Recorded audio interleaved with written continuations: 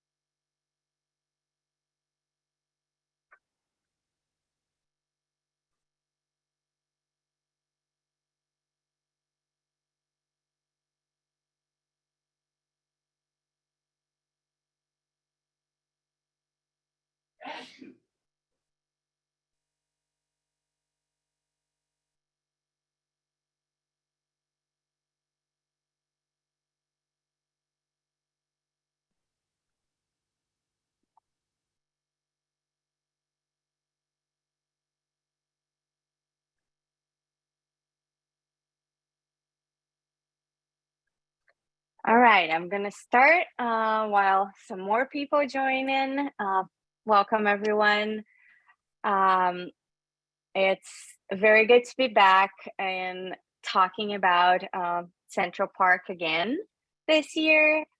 If you're not familiar with Friends, Friends is a 40-year organization. We are celebrating our 40-year anniversary this year, and we are dedicated to the celebration and the preservation of the architectural legacy, livability, and sense of place of the Upper East Side.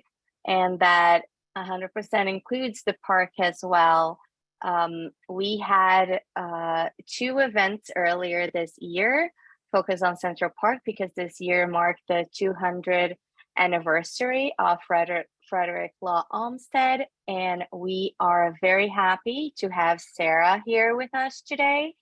Sara started working with the Central Park Conservancy many years ago as a photographer, and her role in the Conservancy expanded.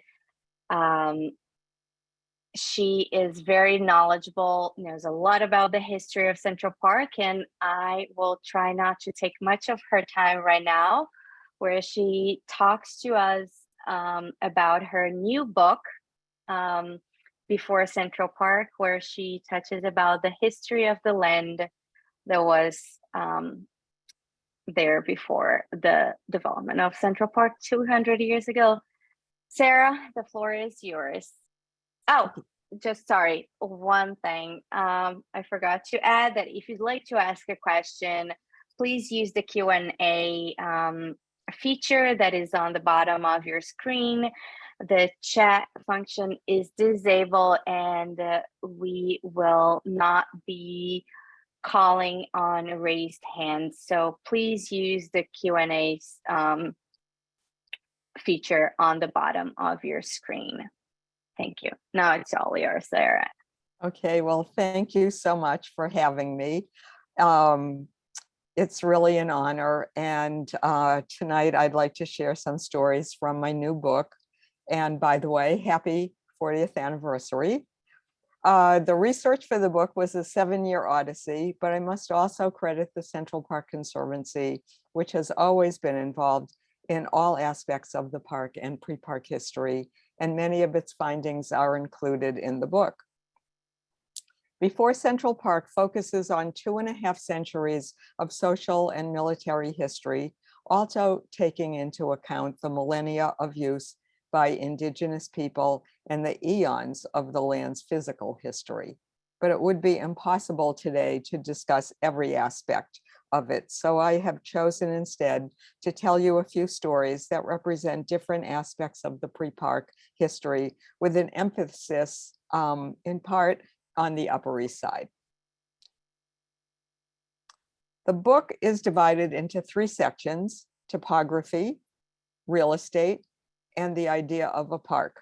Of course, Central Park did not exist as an entity until 1853, but for almost 2 centuries before that, the 843-acre site was situated at the confluence of 3 distinct districts: Harlem, Bloomingdale, and Yorkville. Most of Yorkville was also known as the Common Lands.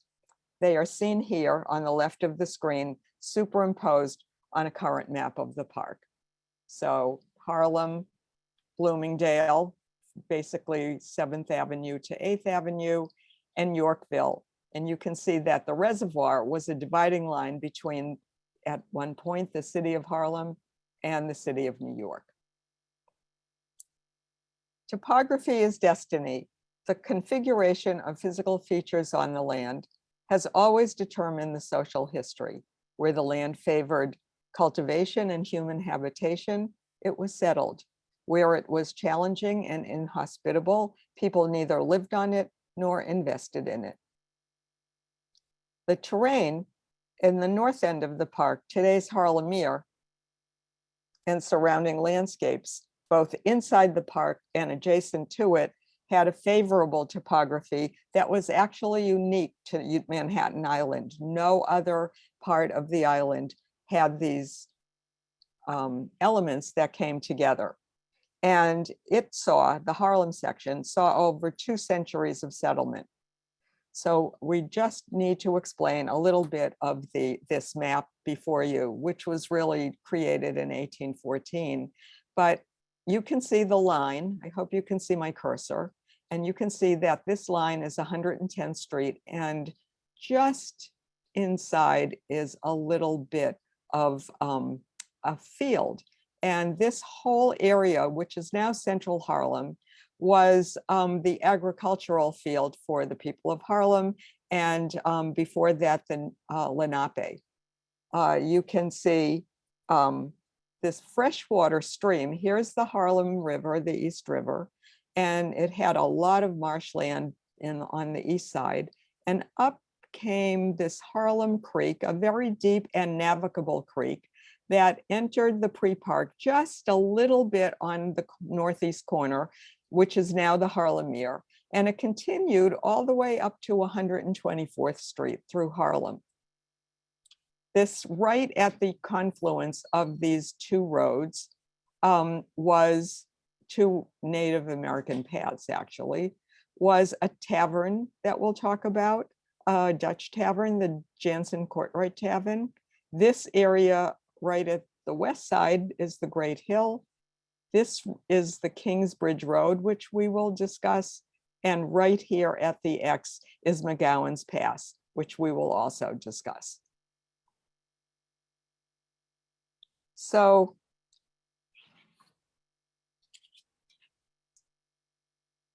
the other thing I forgot to mention is that across the park at about 106th Street is a wall of rock. And there is only one narrow opening in that wall of rock. And that is where the Wisquajic Trail, created by the local Lenape to navigate from their Bronx encampment to those at the southern tip of the island. To get there, they had to find a path of least resistance from the hundreds of hills and thousands of rock outcrops so prevalent throughout the terrain.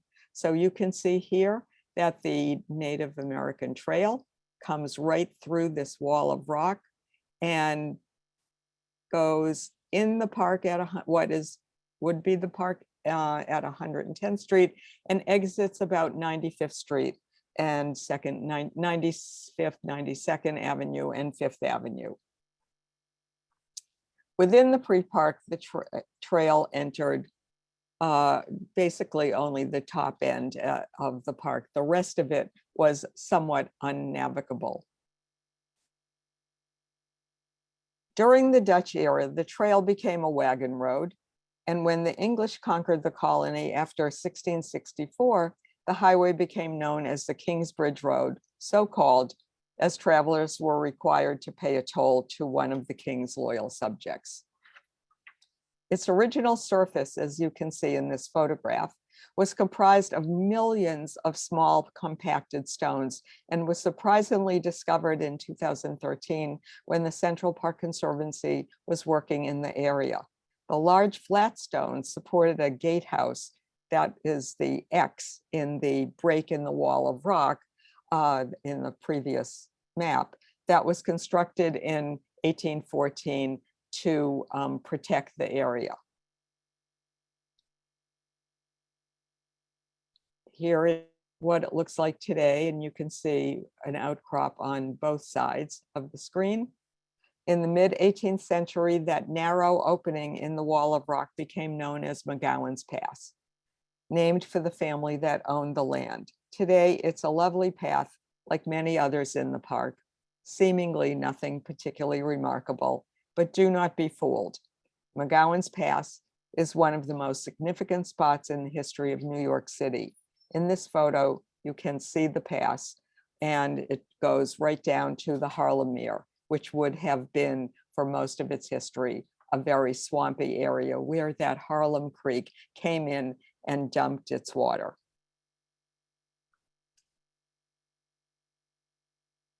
The Courtright Jansen Tavern might have looked, oh, I'm sorry, getting ahead of myself.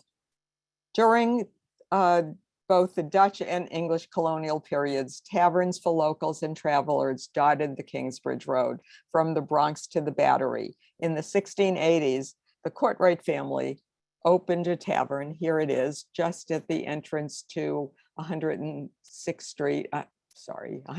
Street, basically about 109th Street, which would have been the driest first land after the swamp. And the Courtright family opened a tavern at this X, and these two yellow lines more or less go across the landscape where the road would have entered into what is now Central Park. The Courtright Tavern might have looked similar to a later Leggett's Tavern near 96th Street and Fifth Avenue. They would have been very simple structures. The family would have lived there, and people would have stayed overnight, watered their horses, eaten a meal, rested from their journey. Manhattan is 14 miles long, and this is approximately the halfway mark. And so it was often known, the Jansen Courtright Tavern was often known as the halfway house. The McGowan homestead and former tavern was lived in and occupied by the McGowan family from 1756 to the start of the Revolutionary War in 1776. This illustration was made in 1814 after the family had added 2 wings to their original dwelling. Today, the McGowan's house would have been on the park's composting area along the East Drive at about 105th Street.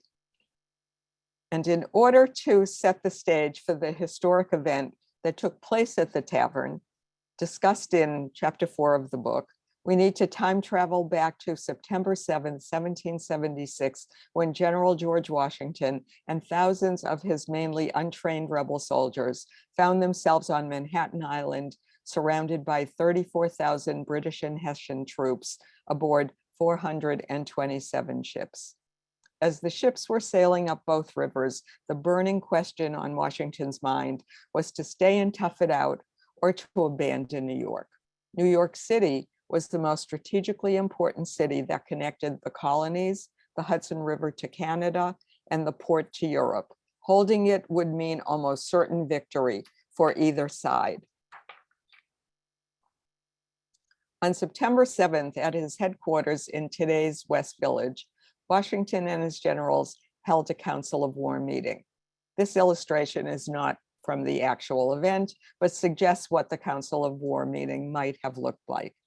Both psychologically and ethically, Washington was duty-bound to an 18th century code of honor, which included bravery, willpower, and moral rectitude.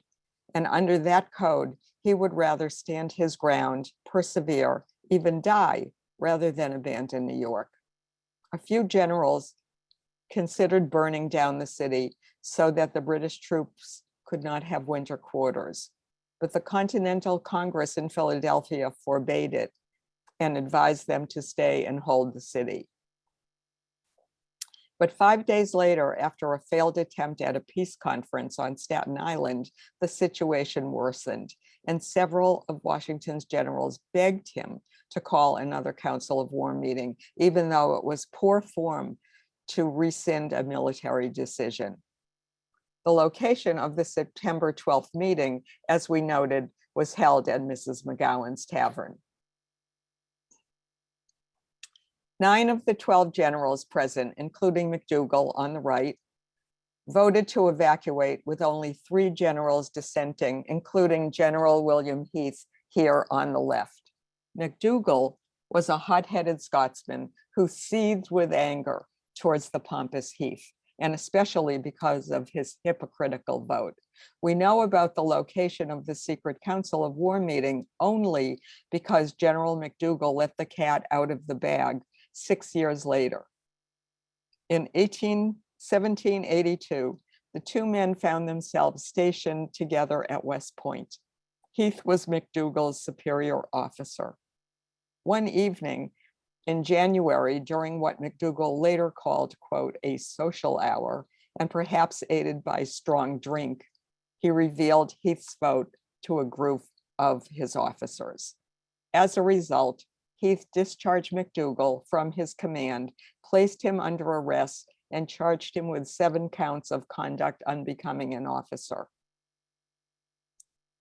At his court-martial, McDougall was found guilty of revealing the secret meeting, which greatly angered General Washington, who was otherwise quite fond of McDougall.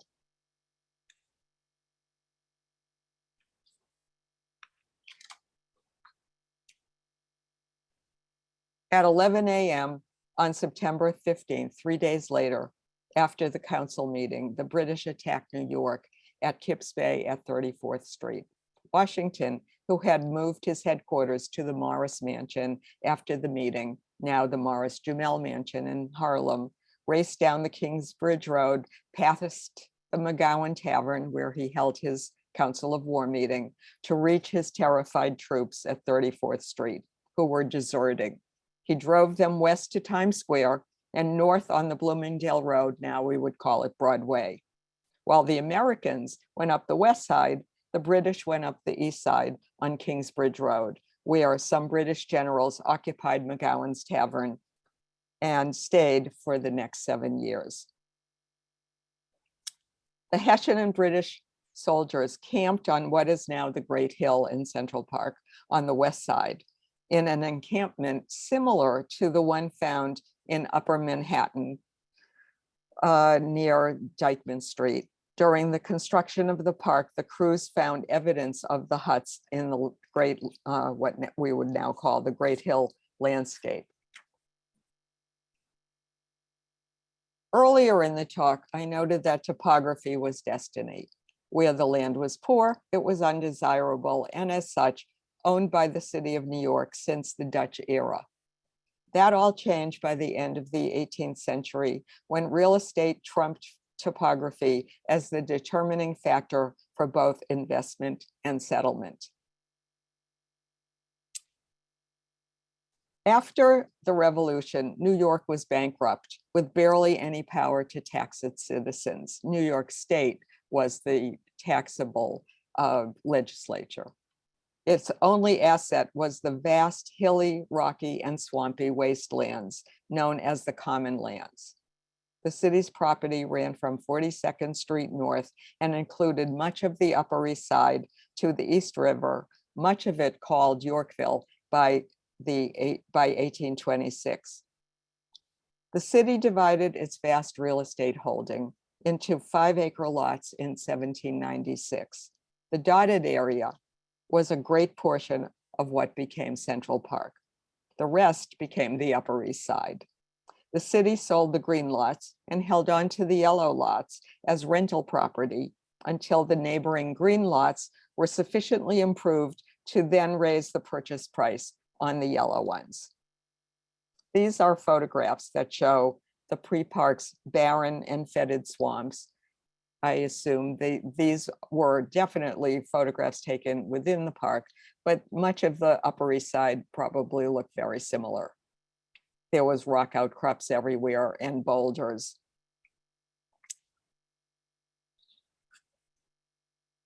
These were strewn throughout Manhattan, were boulders known as glacial outcrops. Glacial erratics, I'm sorry. Some as big as SUVs that you can see in the park today. They were dropped by the melting glacier over the island 11,000 years ago. And you can see them today throughout the park. Here's an 1863 photo of Fifth Avenue, close to 96th Street, looking south where the park boundaries are established. You can see hundreds of these stones in the landscape and what is the slope to the new reservoir in the distance.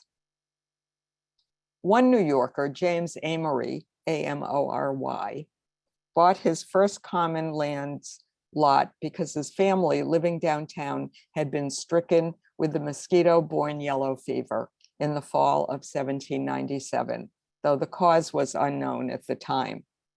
Like the COVID epidemic, it was thought that the disease was contagious, so no one could come near the family, and James Amory fortunately remained healthy and was forced to nurse his wife and children by himself.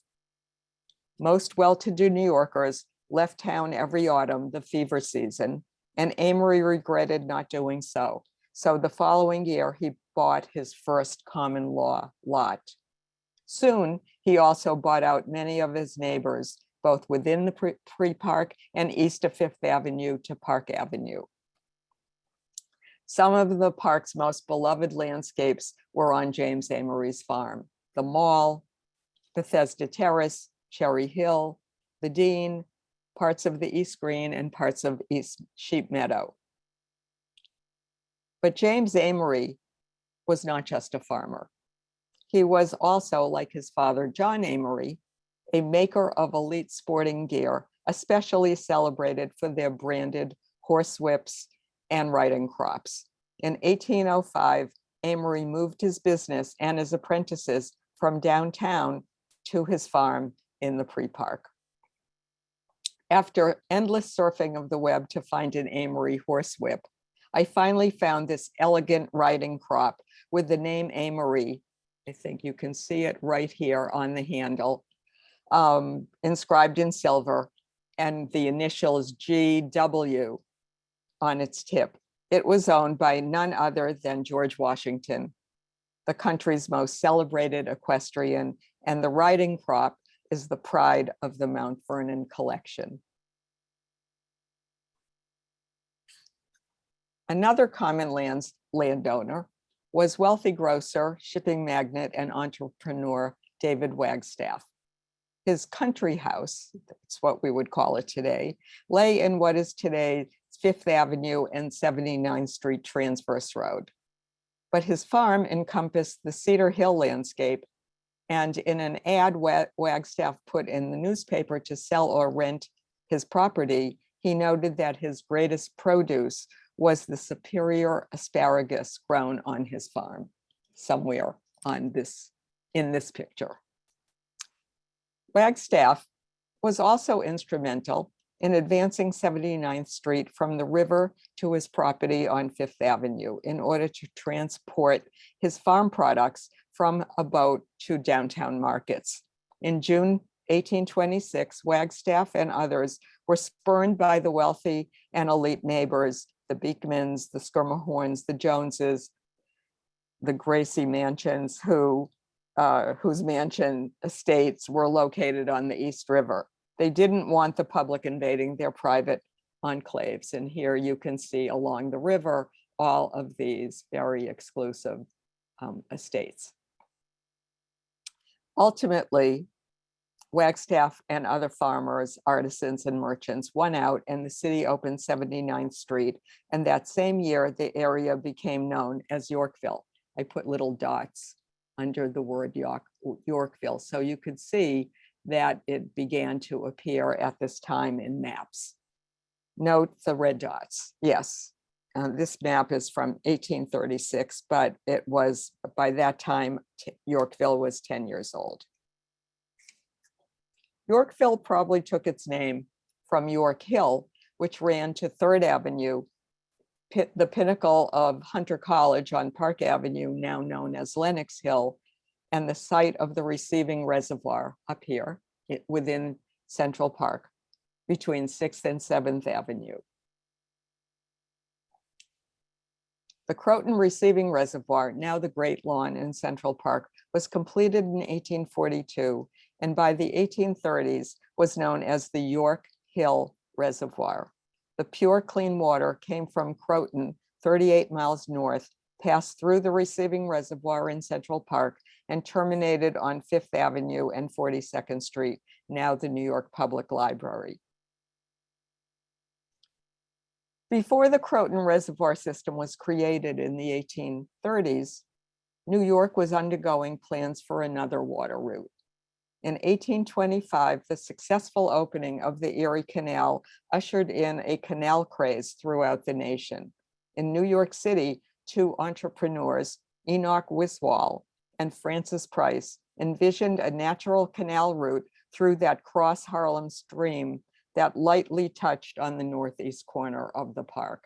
So here again, about 124th Street, crossing through Harlem and irrigating the agricultural fields. And here would be the canal, now the Harlem Mere, passing down to the East River.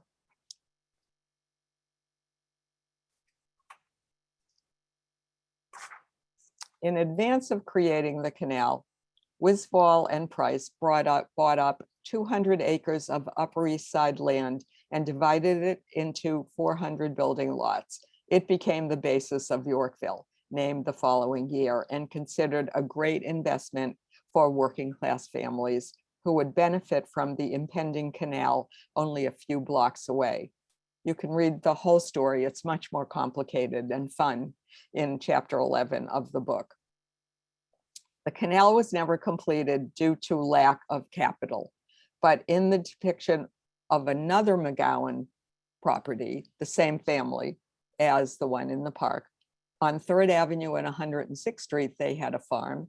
And here they are on 3rd Avenue. You can see the locks of the canal, future canal that would have gone. Here's the Harlem.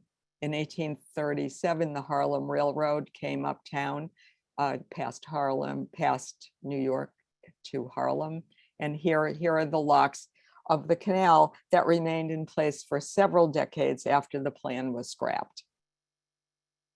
In this map of land division from 96th Street to 113th Street, you can see the proposed canal.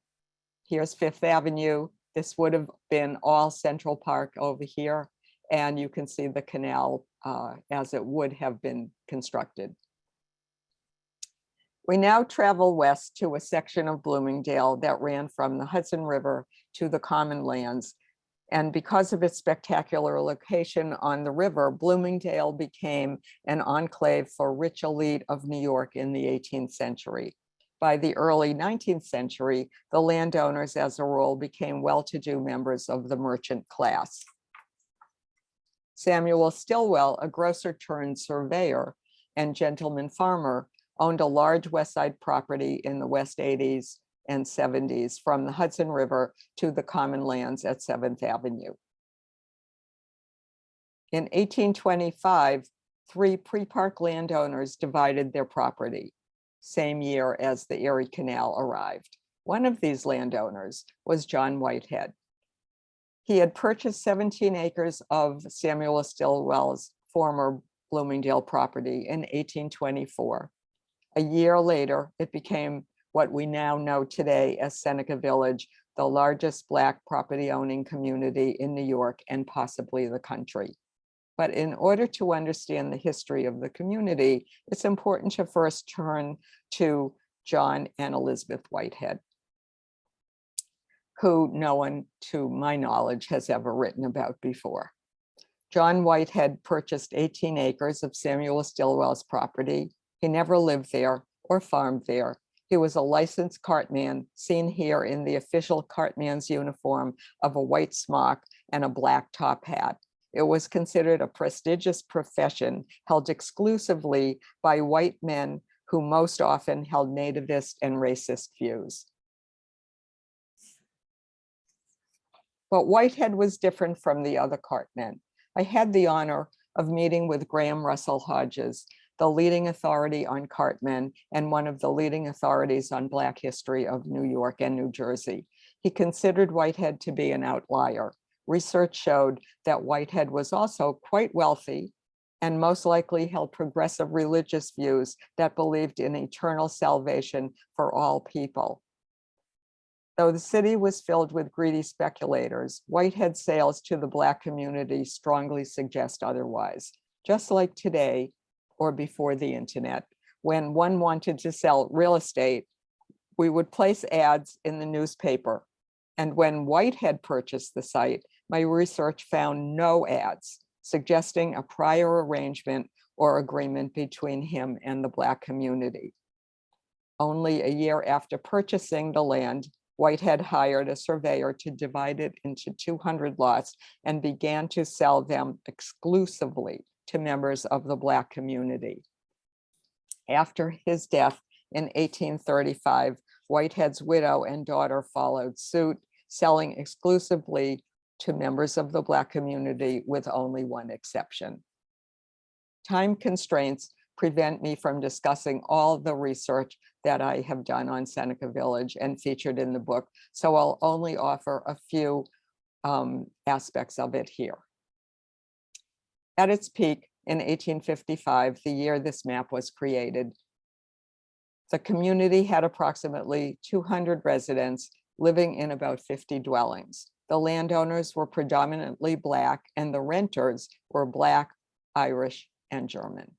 The most significant findings reveal vast numbers of property transfers during the life of the community, proof that real estate investment and capital gains were not exclusive to white New Yorkers. Evidence actually shows that land ownership changed hands frequently and as such became a significant vehicle for Black empowerment and enrichment throughout the buying and selling of real estate. As author Carla Peterson, great-granddaughter of Seneca Village landowners Joseph and Elizabeth Marshall, wrote in her book, Black Gotham, about the Black middle class, quote, "Just as much as personal income, land was a good investment to be bought and sold for a profit." Between the years 1829 and 1836, 1/3 of Whitehead's buyers sold their land and homes, all for a profit during the great financial boom of the period. Most often, they sold to other Black families, adding to their existing property, or new buyers wishing to join the community, make a good investment, and gain the right to vote. From 1777 to 1821, Black men in New York State were allowed to vote. But after the 1821 New York State Constitutional Convention, only Black men who owned property assessed at $250 were allowed to vote. White men had no suffrage restrictions at all. In the financial panic of 1837, several landowners lost their jobs and then lost their property due to mortgage foreclosure or unpaid assessments. Their property were absorbed by the mortgagees, generally white investors who had given them a mortgage. In the early 50s, several Black landowners also sold out to white speculators for a profit just before the idea for Central Park took place. Many of the Seneca Village landowners did not live in the community, but owned homes downtown. For the most part, they were leaders in New York's social and political Black community. Albro Lyons on the left and his brother-in-law Peter Guignon on the right met as students at the Africa Free School, the most advanced educational opportunity for Black children in New York City. Lyons and Guignon had ownership of their Seneca Village lots through their wives, whose parents, the Marshalls, had purchased the property. Yet even though the wives inherited the property from their parents, it was the husbands who legally owned it. Until the Married Women's Property Act was passed in 1848, only the husband of a married couple could own the property, even if his wife owned it or inherited it prior to the marriage, unless they had a prenup, what we would call a prenuptial agreement today, or it had to be spelled out in the deed. Several Black religious leaders also bought or rented land in Seneca Village. Just like Albro Lyons, the Reverends Charles B. Ray left, Theodore S. Wright Center, both had homes that were downtown stops on the Underground Railroad. There was a very strong possibility that they might have been planning to have one in Seneca Village as well. Reverend James M. Gloucester on the right was also their associate and activist for civil rights, and most likely also harbored fugitive enslaved people in his Brooklyn home or in his Brooklyn church. But it was Gloucester's activist wife, Elizabeth, a wildly successful entrepreneur who stands out in the story. She began her real estate career by purchasing 2 lots in Seneca Village, one of them on the west side of that is now this beautiful Cherry Tree, LA, on the west side of the reservoir. Elizabeth's life is a fascinating one, detailed in my book. And at her death in 1883, she was noted as one of the richest Black women in America. Here is an example of her business acumen and her foresight. When she received $460 for her Seneca Village property, one of her Seneca Village properties in 1856, she took it to buy a lot in Yorkville near 5th Avenue and 98th Street, close to Central Park, for $450, knowing full well that it would prove to be an outstanding investment, and it was.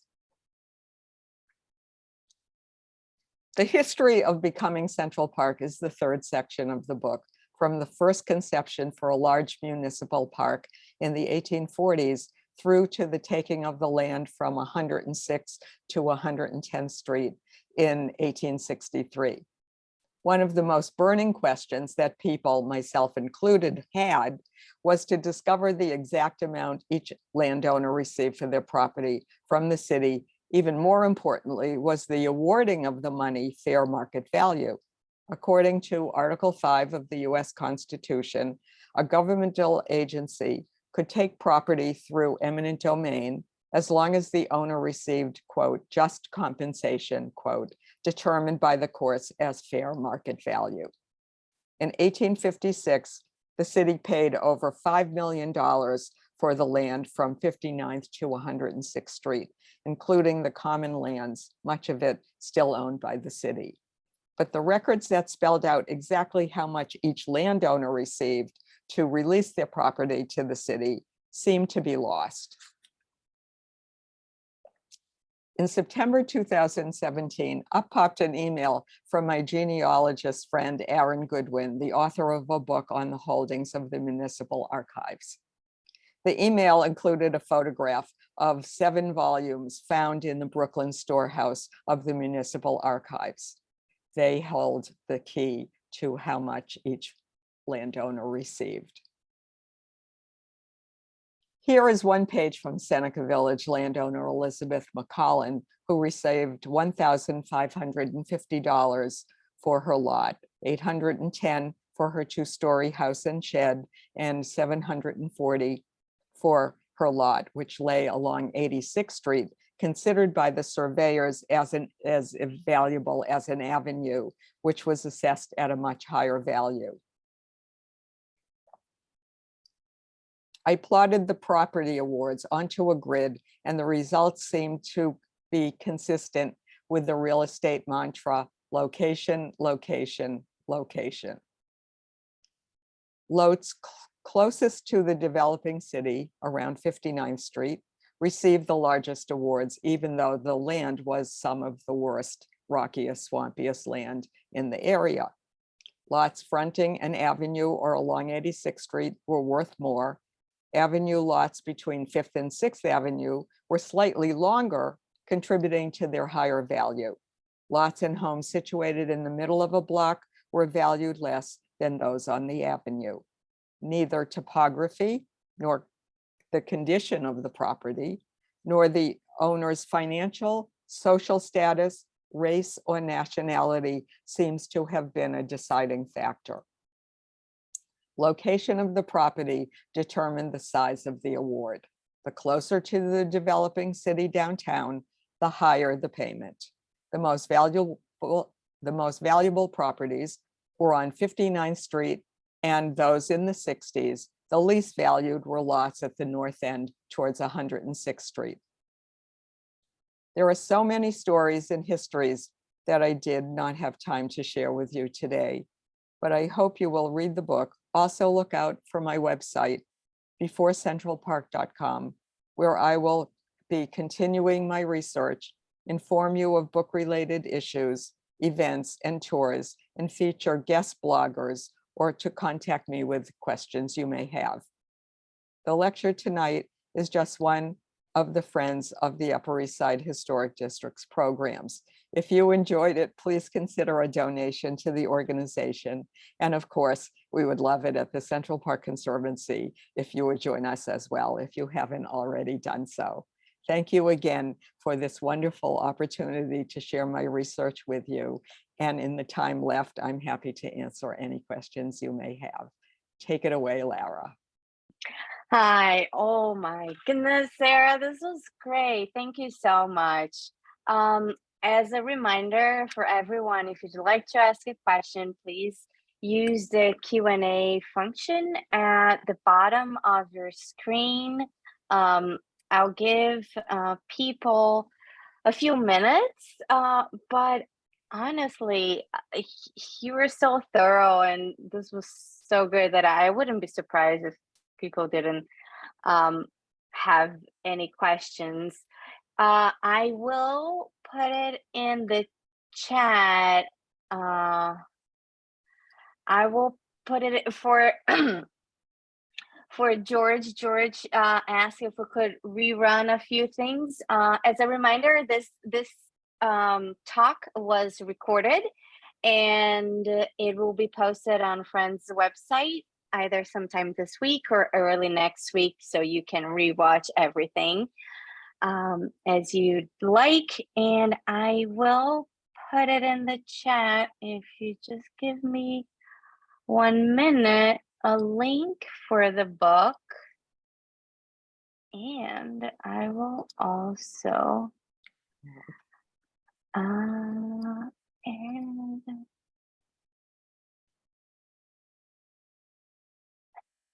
well, like I said, Sarah, people are typing into the Q&As just saying, I don't have a question. This is so great. Okay, that's great.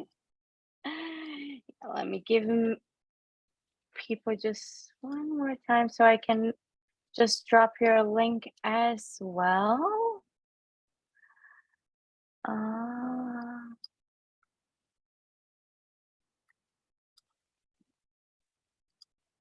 see if I have some.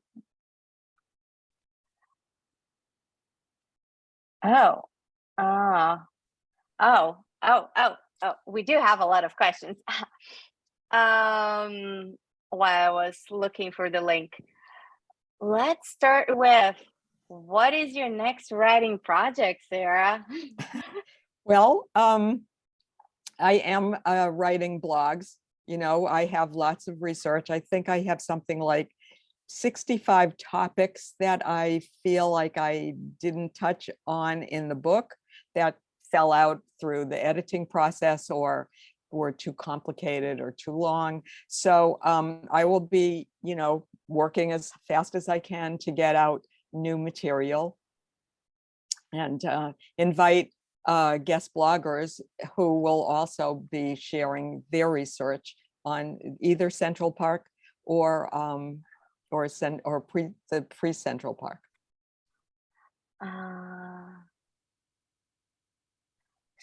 So also, let me just.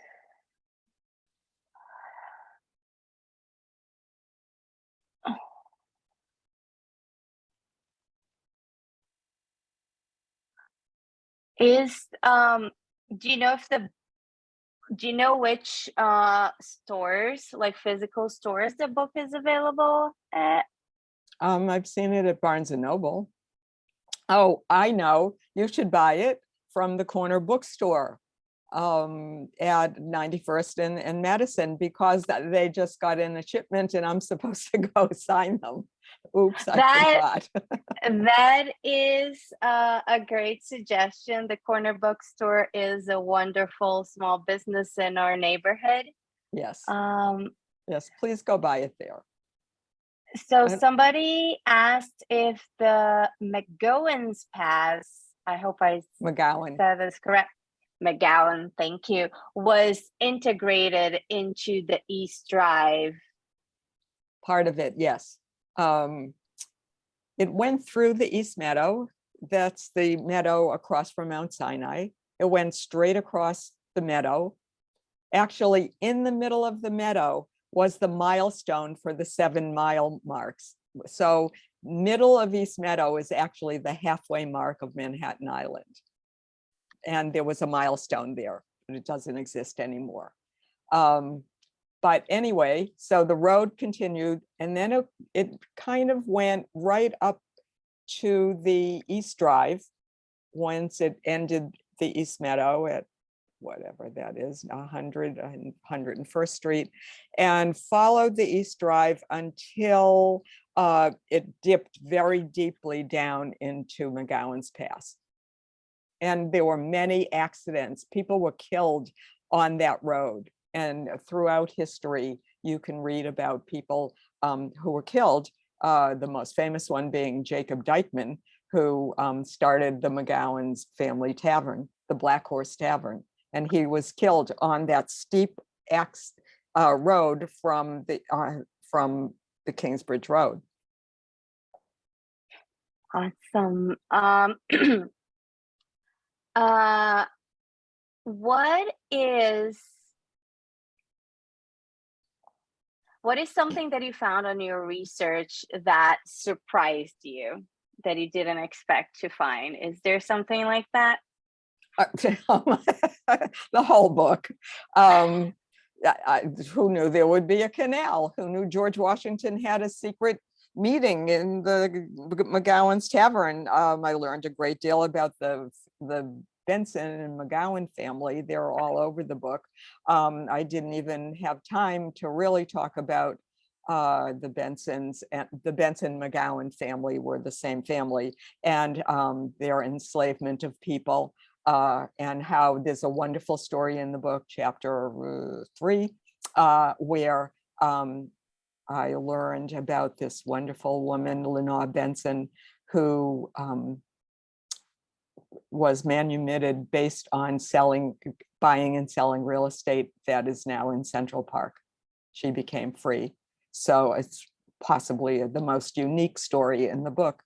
But everything I didn't know, Seneca Village people bought and sold real estate and made a profit. And I just, somehow had the idea that people gradually moved in and then they had to leave, but that's far from the truth. So I didn't know about the money until the books were found. I'm sure there are so many more stories in the book, and that answers also a little bit of another question about the history of enslaved people living in Seneca Village and Yorkville before Central Park. Do you go into more detail on those individual stories in your book? Yes. I was able to find one man, Samuel Harding, who was enslaved in his lifetime. He was quite old, in his 90s, when we have his age from the censuses of 1850 and 1855. But he is listed as having been enslaved. The McGowans, as I said, were enslavers, and the Benson family enslavers. Lenore was enslaved by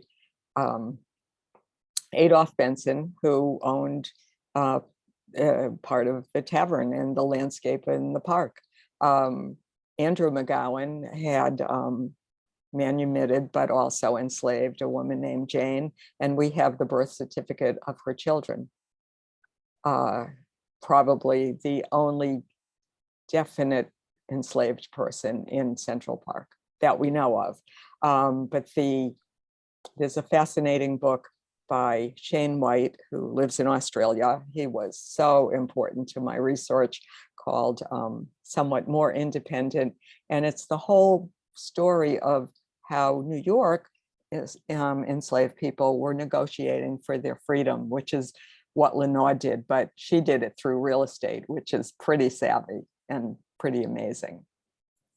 So yeah, there is a great deal of information in the book. And still on that topic, especially with the prices of the land, the records of the prices for individual land that were found, is there any evidence that the Seneca Village homeowners were fairly compensated, similarly to white homeowners as well? Yes. Well, Elizabeth Gloucester, she, as I said in the talk, she received $460 for her land and then bought a much more exclusive property near Fifth Avenue because it was more exclusive even then. And in the 90s, because that's a proof of just compensation. She got some money, and the same amount minus $10, she was able to buy a better piece of land. That was the going rate for land at the time in that neighborhood. So, but what proved the research is that, for example, the people in Seneca Village, whether they were Black or white, made more money than, because it was in the 80s, they made more money than the people in the 90s and less money than the people in the 70s. The closer you got to downtown, the more your land was valued at that time, 1855, in a higher rate. What was driving the price of the land was the fact that in 1853, when New York City took the land by the state legislature, they estimated that the park, buying the land for the park, would cost $1.5 million. And by 1855, two and a half years later, it was valued at $5 million. The price of land had skyrocketed. And so that was, what's amazing to us, one of the things that was shocking was the fact that, I think this is explained in The Park and the People, this wonderful book by Betsy Blackmar and Roy Rosenzweig that came out in 1992 and called The Park and the People. But they explained as well, I believe it's in their book, that with the price of land so much greater in such a short period of time, people were like, oh, forget having a park. It's just too much for the taxpayers. And so we came very close to not having this park because of the rise in property. And that rise in property was handed over to the landowners. In 1852, New York City auctioned off lots more of the common land, and it was way over-evaluated, twice as much as it was really worth. And many people knew that, but people kept, was really hedging their bet and spent a great deal of money. But by 1855, the pendulum had swung back to a far more realistic price. And a lot of people who lost money and complained because they wanted the 1852 price, which was way overinflated and wasn't really the absolute value of the land. So it's a real estate, like real estate today is kind of a gamble. It is, definitely it is. And one final question for us to close tonight. Are there any plans for an exhibit based on the book uh, by the Conservancy or anyone else? Not to date. No, not that I know of. That'd be nice.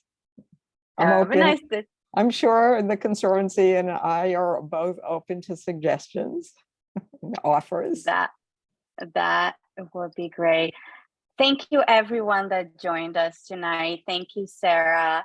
Um, if you want a copy of the book, I put a link on the chat, but also as Sarah suggested, just go to the corner bookstore and support a small business in the area. That will be lovely as well.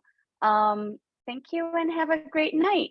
One last thing, don't forget, you can Yes. also buy it at the dairy in Central Park and that money for that book or online, money goes from the proceeds to the park. There you go. That's another place to buy it. Thank you, everyone. Thank you, Sarah, and have a great night. Thank you. Thank you very much.